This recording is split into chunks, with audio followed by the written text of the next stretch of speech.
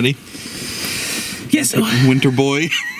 It's cold out here, motherfucker. I ain't like y'all of the Caucasian. Half of you is.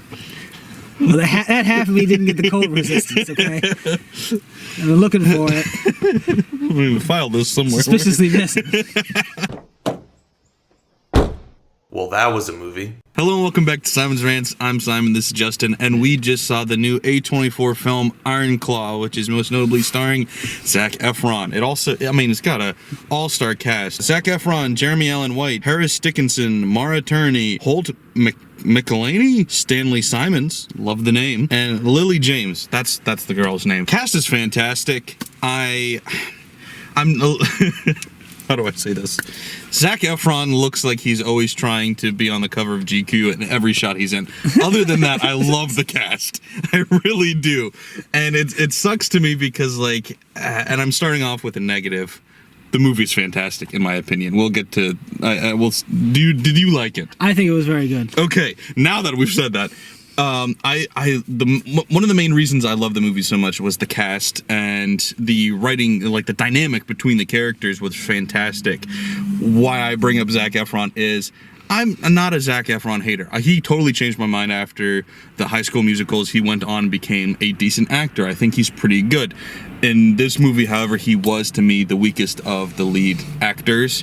And like I said, it felt like every shot was him just trying to look beautiful. And you're like, all right, well, everybody else is so good. I need you to put out a little bit more effort than that. But besides that, and he still had some good moments. Besides that, I thought the cast was phenomenal. I thought, as somebody who has never watched a full wrestling, any federation match ever, I was thoroughly entertained by the wrestling in this movie, very interested in the plot in this movie, thought the writing for the most part was phenomenal, really liked the cinematography, the directing. This movie shocked me at how artistic it was, and I probably shouldn't have because it is A24, but it was beautiful. I really enjoyed this movie. I also agree that I enjoyed the movie, first off. I agree that Zac was definitely the weakest of the bunch, and I didn't know if that was him or the character, because without getting into too much, we certainly see in the movie that the character is seemingly the quietest of his brothers. Right. Definitely the tamest. Dramatic. Yeah. And it even shows he's not even the best at entertaining. When you get him on a microphone, he's not very he definitely good does with not. that. He can't cut a promo very well at all. As for the wrestling, I think it was solid for how limited it was in the moments. They weren't going to show a really full match, but they got a few beginnings of matches, kind of cut to some endings. I liked it. Okay, so I have to ask you, so how did you feel, from what you know, because you have watched some wrestling, not a lot, but more than me, how did you feel about the portrayal of real-life characters? Because the only one I have any actual exposure to before this was Ric Flair was in this movie, and I was taken aback by the accent he had, and the portrayal to me seemed off, but I don't know him. I did watch WWE for quite a few years when I was growing up. It has been a long time since wrestling. I've never really watched much regional, so I don't know how the difference is there. I didn't also know anybody except for Ric Flair in this, because I don't believe anybody else. There was an old time, but I don't know anybody from the 80s really. Okay. Ric Flair, the accent, it's hard for me to speak to because Ric Flair's always kind of sounded weird to me. Okay, well I'm gonna look him up then. But the portrayal was pretty accurate to me. Yeah, I thought it was a good portrayal. I was thrown by the voice, but maybe I just don't know what he actually sounds like. So I'm gonna. I'm trying to think. He didn't sound terribly off, but I don't really know what his voice was like back in the 80s. All right, well, here's a promo from 1981. I've stood in line, I've waited, I've listened to you insult me. I've listened to Piper stand all over this country, in front of every TV monitor, and tell the world he wouldn't wrestle me again for that U.S. championship. Yeah, he didn't sound anything like that in the movie. Yeah. Nothing like that. So I was right. He sounded wrong. The voice was a little off, but the actions, and he got the woos in. Yeah. Woo! I liked it. It did make me want to see a Ric Flair documentary. After a match, he goes into the back and is talking with the family. And he's just like, I just loved it. He's like, wow, man, I didn't think you had it in you. I was wrong about you. Yeah. I'll give you a match anytime. Woo, let's get fucked up. And I knew that was part of him. Yeah. And it was enjoyable because in that moment you kind of got to see like the difference in not only the generations of wrestling, because he was one of the new guys. They had been around for a while at this point, and they took it so much more seriously than he did. And also it was also just their family that took it so seriously, where it's like they all knew it was scripted, they all knew it was fake, but he's a showman, you know, he's like a Dennis Rodman type where he's just like, I'm here to party, have a good time, and they're like, no, this is serious shit, even though it's scripted, this is our livelihood, and he is completely unaware of that. And so it's like they just had this match, and we'll get more into spoilers later, but it's like Zac Efron was like laying his life on the line for this match. It felt like everything mattered, and then afterward he's still kind of like upset and pissed about what had happened, and Ric Flair's like, I don't give a shit. It honestly seemed like the father would have rather had Rick as his kid than. Oh, absolutely. It's like Rick cut that promo beforehand. No, I don't care. I don't care how tough life is. A real man just gets back up. That's how you do it. Well, no, the line actually too, which I thought was a funny line, was he was like, you know, a man, he falls down, but he gets back up. But a real man never even falls down. That's why I'm still standing. I was like, that was funny. I did enjoy it. And that's why I really enjoyed the movie, because it did a great job at portraying the over-the-top machoism of these wrestlers, but then also the real-life personas behind the scenes, where some of them are kind of that way and it bleeds into their work, and some of them aren't that way at all and have to put it on. I really enjoyed how the characters interacted, and some of the dialogue was phenomenal, aside from like 2 scenes where the dialogue, for whatever reason, was dog shit.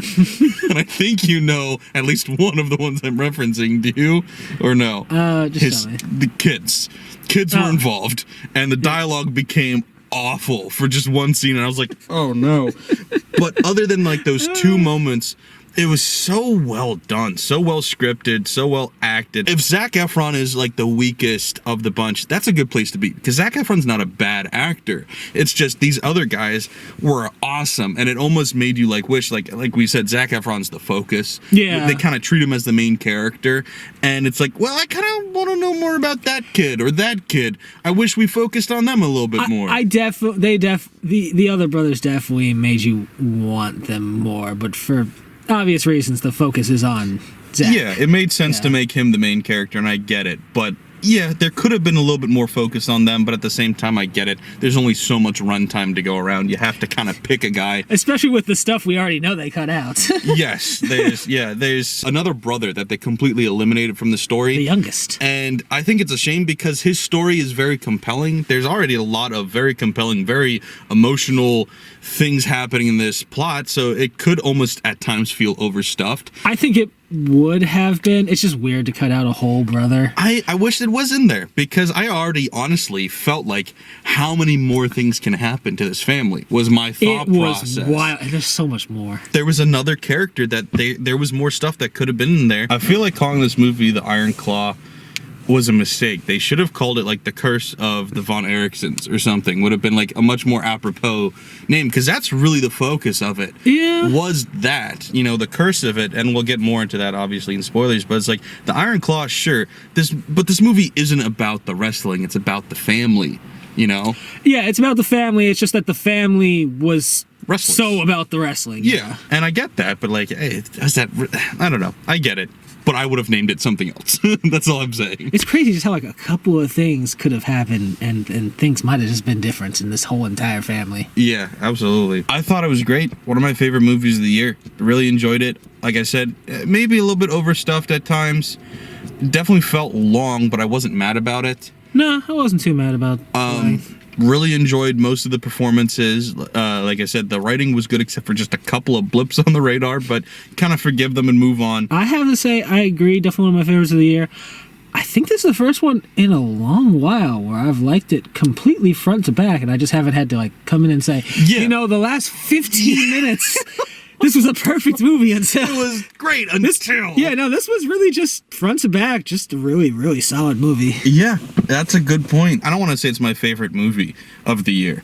and some of my absolute favorite movies of the year were uneven. Yeah. But this movie, you're right, it was a consistent level of quality the whole time, where it's just like, wow, we actually just had a good plan this whole time. We made a movie. We succeeded. Feeling a little rare recently. Holy shit.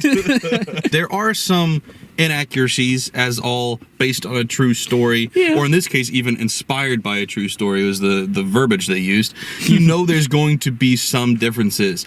But outside of like cutting out the one brother, which is a bummer, there weren't any major differences that we could tell from a quick Google search. Yeah, no, I didn't see like... that were worth getting upset over. Like, this isn't Gran Turismo, where you're like, oh, the whole thing was fake. Great, awesome. Definitely recommend it. I'm not ready to give it like a solid rating yet, but between a 7 or 8 for me. I really enjoyed it. What do you think? Yeah, that sounds about right for me too. All right, so we're gonna get into spoilers now. If you don't want anything spoiled, please click away now. But remember to come back later. Also, give us a like, a share, comment, whatever. Thanks, guys. Bye. So, spoilers, yeah. Grafe is putting it lightly. Like I said, it should have been titled like The Curse of the Von Erichsen family I agree. or something. Everything just like it keeps going wrong. And it's funny, like we talked about it when we saw the trailer for the first time, and I nudged you. I was like, they gave away that the kid dies in the trailer. What idiots. And I'm like, oh, all of them die. They all die horribly. Awesome. Yeah, Great. so when I first heard about it, I couldn't imagine how I hadn't heard of this family ever really. And I accidentally looked them up a tiny bit. Yeah. So I knew more brothers died, but I shut it down real quickly and didn't fully investigate it. I really thought the oldest one alive in the film was going to be the one to kill himself at some points, but Zac Efron? yeah, thankfully somebody got a happy ending. Yeah, no, for some reason I kind of just always knew Zac Efron was going to survive, and I guess it's because they made him the main character.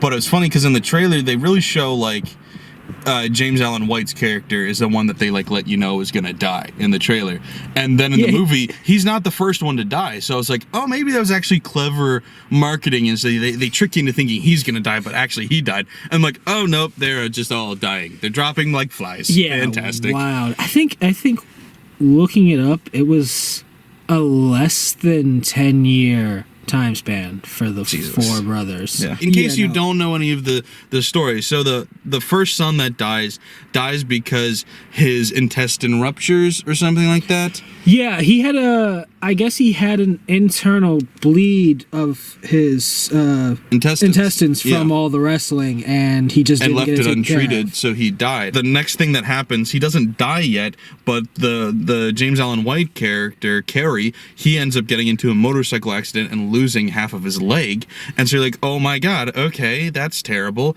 And then the next son, he ends up breaking his shoulder doing a wrestling move, because he's not really a wrestler, he's a musician. He doesn't have the body for it. He's not kind of frail. He doesn't really want to. He's not working out like the rest of them. He's forced into it. He doesn't seem like he's building the muscle. I mean, it doesn't seem like he's trying. And so he gets surgery, but then the surgery goes wrong, and he ends up going into a coma. And when he wakes up, finally, he's got like severe brain damage and barely knows how to talk anymore. Yeah, he can't really function. His motor skills are completely shot. He used to be like the lead guitarist and singer. He doesn't seem like he has his voice anymore. Yeah. He can't really. He has to relearn to play guitar, and it seems like that's going to go on for a long while. And he's so frustrated from that he ends up killing himself. Yep. And then the other guy that lost his leg, now he's too depressed to keep trying. He's also in constant pain because he never let his leg heal properly and tried to get back into wrestling too soon. And he succeeded getting back into wrestling. Yeah, and he actually did really, really well. But then his career starts falling off because of the pain and his decisions, so then he kills himself. Also, by the way, their firstborn, we hear in passing, also died at the age of 6. He's not just he died at the age of 6. He stepped on a part of a trailer that I guess was electrocuted. I don't know. He somehow got electrocuted and drowned in a puddle. He fell into melting snow and drowned. And on top of that, the dad is a fucking whack job who hates his kids. Yeah, it is so wild how much of this probably could have like the one son Carrie who loses his leg. Yeah. He's an Olympic level discus thrower. Yeah. And the only reason he gets into wrestling is because he's going to the Olympics, but it's the 1980 Olympics in Moscow and we're not going because they're the Russians. And that's the only reason he gets into wrestling, because he goes home, has nothing to do. His whole life is now just shot. And his dad's like, hey, get into wrestling with your brothers. Yeah. The coin flip to see who flip. takes the title shot after David dies. Oh, gosh. Then, yeah, either Kevin or Kerry's going to go. They flip a coin and Kerry does it. Yeah. And then he ends up winning. But then because of that, he goes drunk driving on his motorcycle, drunk riding, and loses his leg. And it's just like, oh, my God. And like I said, so he ends up getting suicidal. And so he calls Kevin, Zac Efron, and he can't help him because he doesn't know where he is. And so he calls their dad, and the mom and the dad throughout the whole movie don't give a shit at all. Like, they're totally tapped out on anything involving the kids' like personal lives. And so he's like, this is happening, like he's really going off the rails. And he's like, yeah, you figured that out. That's not my fault. And then even after he kills himself and Zac Efron like finally breaks, because all this time Lily James plays his wife and she's like, don't blame yourself, blame your dad. He's obviously the villain here. And he finally does blame the dad, and the dad's just like, this ain't my fault. He called you. And it's like, that's the worst fucking thing you could say that was wild. To somebody. And it's so bad. Like, who played the dad? Because he did a great job, because it makes me want to. It's the one guy's name you didn't recognize. Holt McCallany played the dad. Yeah, but Carrie was at a hotel in Dallas. He drove home to get the gun he had just gifted his father for Christmas, and used that to shoot himself in the heart under their home family tree. Yeah. The second you see Zac Efron start going in the house, I immediately was like, oh, he went back and got that gun. Honestly, when he went, I should have thought about that, but what I thought happened was he went to kill the family. Oh, I thought he murder suicided the father. I was like, oh God, he went after the dad too? Damn. Yeah, no, I don't know why I knew. I guess actually this is why I knew, was because the scene where he gifts the gun didn't make sense at all. It was a bad scene. And so I'm like, they had to put that scene in for a reason. I just remember when they got out of there was the scene where they were in the car at first with the kids. Yeah. At the very beginning of the movie, and they're talking about how they're gonna make it, how he's gonna bring them up out, they're gonna get a house and shit. And then they get into the house and there's just a bunch of guns. On the wall. So I just figured they're just a gun family, so he gets some gun gift. I know, but like, if you think about that scene, it was so awkward. That's one of the two scenes I didn't like was, and I guess the point of it was, well, there was 2 points. Was to introduce the gun and to introduce the fact that Carrie was now emotionally and mentally unstable. Yeah. Because his reaction didn't make any sense at all. Yeah. And so in that scene, I was like, that was a weird scene. I didn't like that. But it makes sense because, like I said, because of that scene, I immediately knew what was going to happen later. And it was tough because it's like, you could see all the things going wrong right before they happened, and there was just nothing you could do to prevent it. Well, obviously as a viewer, but like the characters couldn't either. And Zac Efron's character is slowly kind of distancing himself from the family and trying to, stop the curse. Like even literally distancing himself from his own son because he believes in this curse, and so he doesn't give his son his name. He gives him his literal name, but the Von Erichsen name that they took on. He believes that there's a curse attached to it, so he wants to distance his son from his family and considers himself part of the family, and so therefore physically distances himself from his son. And I was like, that shit, like, man, like obviously it's a little bit crazy, but like you get it. It was a really interesting element because I've seen that a few times in like anime and manga and comics and such, where it's almost a little funny there. Like there's a character who used to be there's a Kyros in One Piece, if anyone's read it, but he used to be a gladiator. He killed a couple people and then he was fought in a gladiator ring, and he always felt he had this blood on his hands, so he never touched his daughter without gloves on. And I'm just like, oh, that's kind of quirky and weird. Nothing like that ever happened in real life. This guy's really avoiding his kids because of this Von Erichsen curse. When the Von Erichsen, I mean, it might actually be like the grandmother's family name. I couldn't really find details on that. If it's not, then it's really just his stage name because one of the father's first personas in wrestling was as a Nazi. Which is funny too, because then his persona after that became like an all-American, really like Texas guy. Yeah. And it was like, that's the complete 180, like such a random. Well, hey, I guess he more fans. People don't like the Nazis. Yeah, I guess because he went from being a heel to a what the fuck? Face. Yeah, to a face. Well, sort of. He kind of. Were they faces? I think they were. I don't know about the father. The brothers seemed like they were faces, but we only ever really saw them in their own territory, Yeah. and it's really easy to be a face in your own territory. Yeah, definitely. But yeah, for sure, the dad was a heel at first, being a Nazi and all. Yeah. But then they moved away from that, but they kept the name for whatever reason. And so he believed genuinely in a curse. And like I said, yeah, it's easy to think it's silly, but it's like at the same time, when all this shit is happening, you'll start believing anything. Out of the 5 alive brothers, 4 of them died. Yeah. And all of the brothers that did die died before the dad. Yeah, yeah. And then he died of a combined brain and lung cancer. Good. Curse. Fuck him. Fuck him, dude. Like, I got so mad. But so, okay, I'll get to the second scene that bothered me. And I'll bring it up because it did bother me, but it was also a great moment at the same time. So the kids...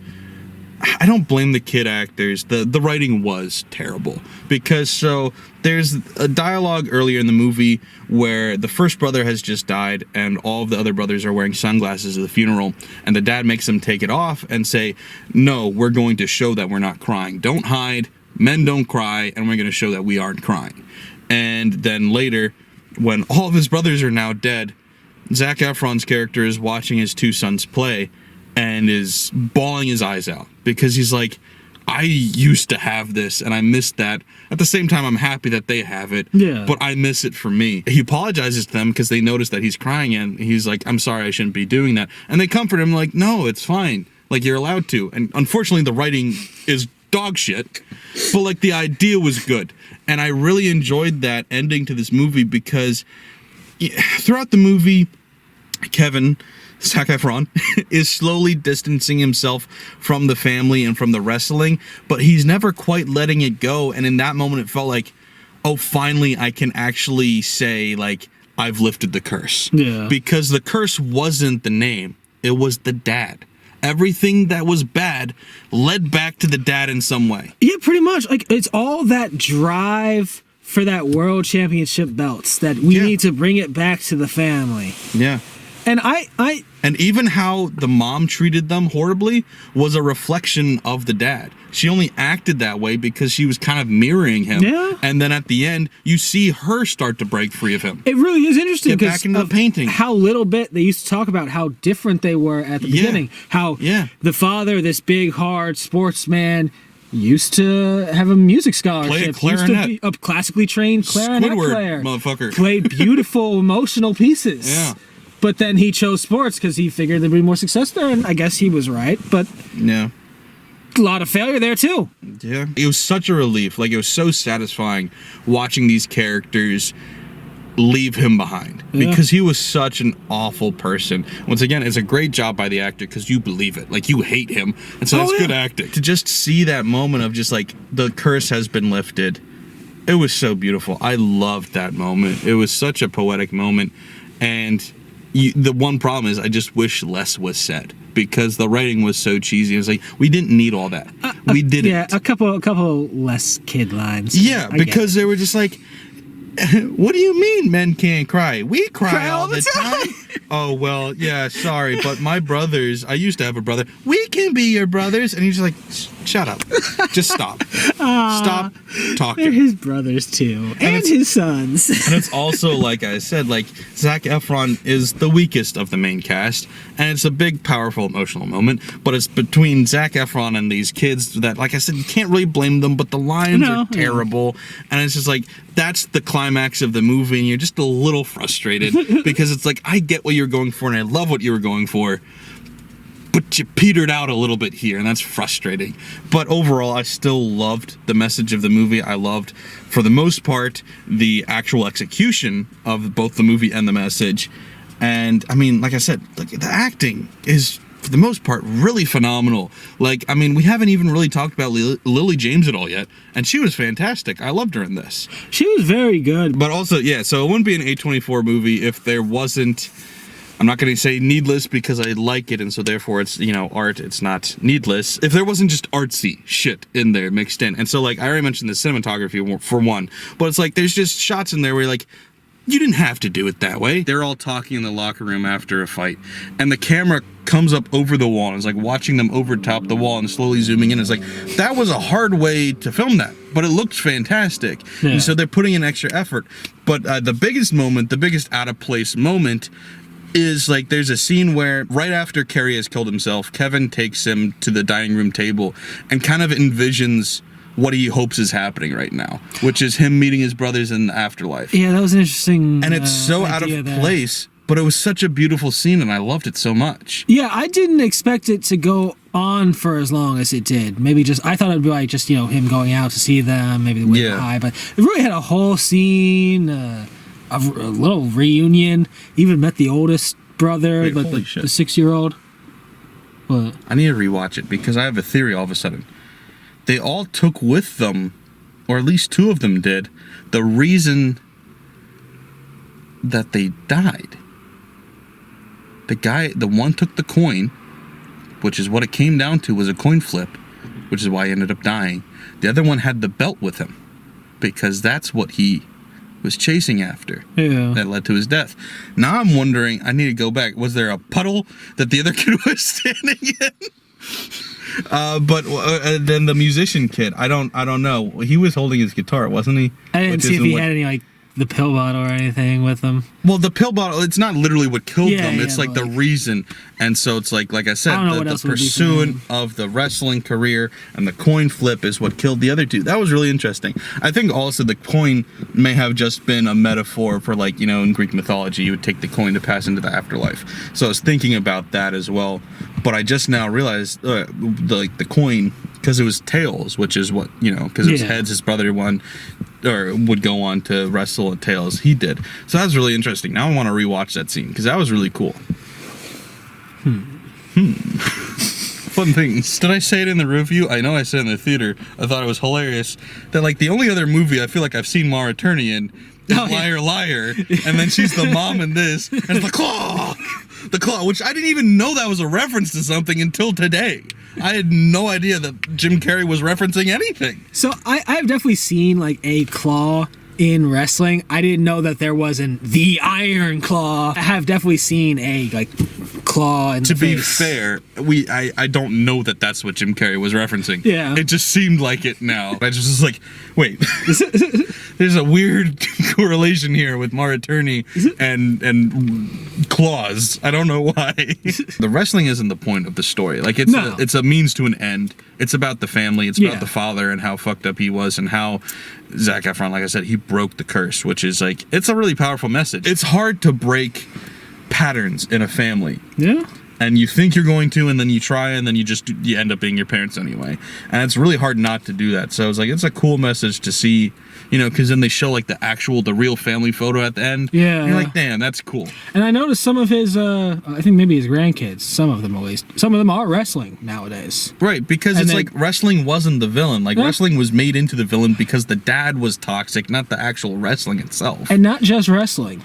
I think some of them are still using the Von Erichsen name, too. That's interesting. Yep. If they're using it in wrestling, that seems to be curse broken to me. Yeah, so that's cool. I enjoy it. And like I said, that's the point of the story, and I think that's cool. So, yeah, I enjoyed it. Like I said, a 7 or 8. I want to see it again, frankly, which, it's funny, it's not like it's a really complex story that makes you I need to go back. Other than that one flashback, or not the flashback, the imaginary scene. Other than that, there's nothing that I need to rewatch that moment and see if I understand. It's I just want to rewatch it because I enjoyed it. No, it was well done, and it didn't it's a biopic. And you know how easy it is to just fuck those up.